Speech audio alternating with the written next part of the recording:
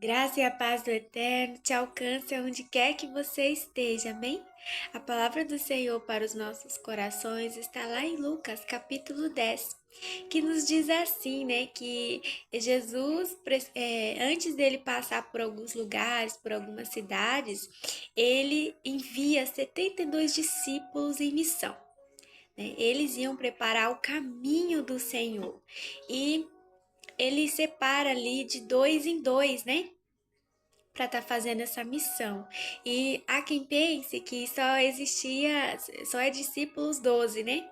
Mas não, era todo aquele que caminhassem ali com Jesus, né? Muitos seguiam Jesus, muitos seguiam ele, é, por curiosidade, outros para querer comer, né?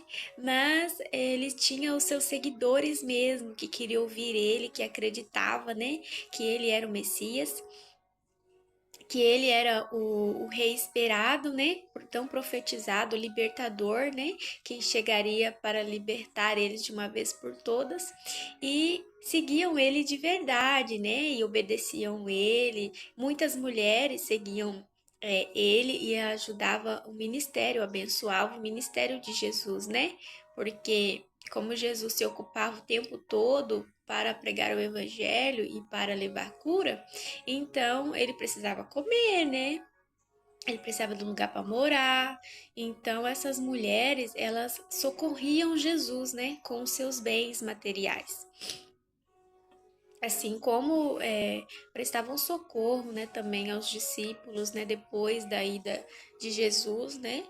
Porque é isso que Deus deixou pra gente, né? Que nós deveríamos cuidar de seus líderes espirituais para que eles pudessem se concentrar totalmente na obra dele, né? E aí, às vezes, o discípulo é confundido até como um cristão também, né? Muitas pessoas acham que cristão está associado a ser evangélico, mas não é. Cristão é todos aqueles que acreditam em Cristo, né? Evangélico já é uma categoria, né, diferente, que tem esses usos e costumes segundo a palavra, né? Em sua maioria, porque hoje em dia tá um caos, né? Mas igrejas sérias, né? Evangélicas sérias, elas estão ali baseadas na palavra, né? E temos aí as outras religiões, né? Mas cristão é todo aquele que crê em Jesus, amém? E aí ele manda esses discípulos, né, em missão. São 72 e ele separa de dois em dois, né? E manda, a palavra diz que é nas cidades e lugares, né? Aonde ele ainda precisava passar. Eles iriam preparar, né, o caminho. E aí o Senhor dá autoridade a eles, né? Para expulsar todo e qualquer demônio que tivesse ali na pessoa, curar toda e qualquer enfermidade, trazer vida, né, aos mortos, mas principalmente para pregar a palavra do Senhor, levando a notícia, né, do evangelho, a notícia de que o Messias tinha chegado, né, que a salvação para eles tinha chegado, para eles se arrependerem, porque aquela era a hora, né? Era necessário que eles se arrependessem e se voltassem para o Senhor. E aí o Senhor fala assim: orem, peça ao Senhor para que tragam mais obreiros para a obra, porque a colheita é muito grande, mas são poucos os obreiros, né? Ele estava querendo dizer o quê? Que há muitas e muitas almas carentes precisando ouvir a palavra dele, né? Precisando de cura, precisando de Jesus na vida deles, mas que as pessoas dispostas, né, a viver a vida de acordo com o que Deus criou elas para fazerem, né?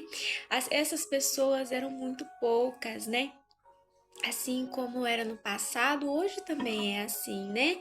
Muitas vezes, até os próprios cristãos, os próprios evangélicos, né? Nós deixamos isso acontecer conosco, né? Priorizamos a nossa vida, as nossas coisas. Ah, porque eu preciso trabalhar, porque eu tenho sonho disso, eu tenho sonho daquilo, eu tenho a minha família, eu tenho não sei o que, não sei o que. E queremos nos ocupar, né? Nos encher de, nos encher de ocupações que fazem com que a gente fique tão ocupado naquilo que a gente nem percebe que a gente está perdendo anos da nossa vida, né?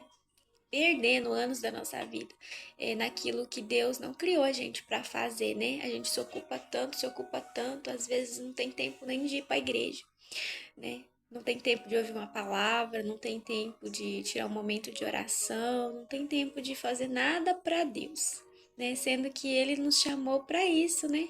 Para a obra, para pregar o Evangelho, né? Ele sempre deixou claro que as coisas dele vêm em primeiro lugar, né? Mas muitos se esquecem, estão se esquecendo ou já se esqueceram disso, né? De qual é o objetivo aqui na Terra. Ah, hoje eu acordei. O que o Senhor quer de mim neste dia? Não está sendo mais essa pergunta, né? O que o Senhor quer de mim neste dia? Por que Ele me fez? Né? Sendo que a palavra dele diz que primeiro vem as coisas dele, o reino dele, né? O que Ele quer de mim? Não. Ai, hoje eu tenho que fazer isso. E assim, Deus é o se der. Se aparecer uma pessoa que precisa de uma oração, de uma palavra, de alguma coisa, coitada dela, porque nós não temos tempo nem para falar Jesus te ama, né? E aí o Senhor vem nos alertar sobre isso, né? Sobre nós estarmos dormindo, né? Dormindo, sendo que Ele nos chamou por uma coisa e nós não estamos fazendo, né?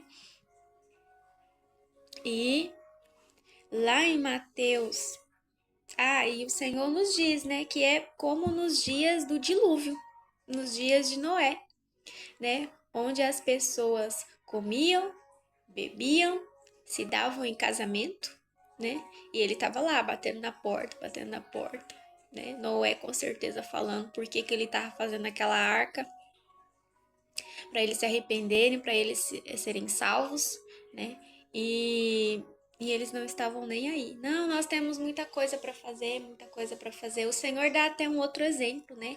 De uma onde ele ia dar uma festa e ele chama, né? Fala para os servos dele, vão lá e anuncie que vai ter essa festa e eu quero eles aqui na minha festa, né? E aí todos eles davam uma desculpa. Não, aqui eu tenho que cuidar da minha plantação. Ah, não, eu tenho que cuidar da minha criação. Ah, não, aqui eu tenho tal compromisso nesse dia. Ah, eu tenho tal coisa nesse dia. E eles não quiseram, né? Aí foi onde o Senhor foi e falou assim: não, então você vai e vai em todos os lugares para as pessoas mais carentes, para as pessoas mais rejeitadas, para as pessoas sem valor, né, financeiro e tal, e anuncia para elas que a porta está aberta para elas virem festar comigo, virem festejar comigo aqui. E aí eles vão, né? E os servos vão e trazem essas pessoas, e no lugar ali dos filhos, né? Vem os outros. Que no caso ali, ele estava falando de Israel, né? Que ele estava ali anunciando a salvação para os filhos dele. Israel, nós somos filhos adotivos, né? E Israel é filho mesmo. E aí ele falou isso, né? Queria dizer isso, que os filhos dele não queriam ele, então que ele ia abrir ali espaço, chance para os que não eram até então filhos, mas criaturas dele, né? E eles iam ser salvos, no caso nós iríamos ser salvos e eles iam perder, né, a salvação porque eles não quiseram, né? Em Mateus 6:31 o Senhor diz assim: portanto, não vos inquieteis dizendo que comeremos, que beberemos ou com que nos vestiremos, porque os gentios é que procuram estas coisas.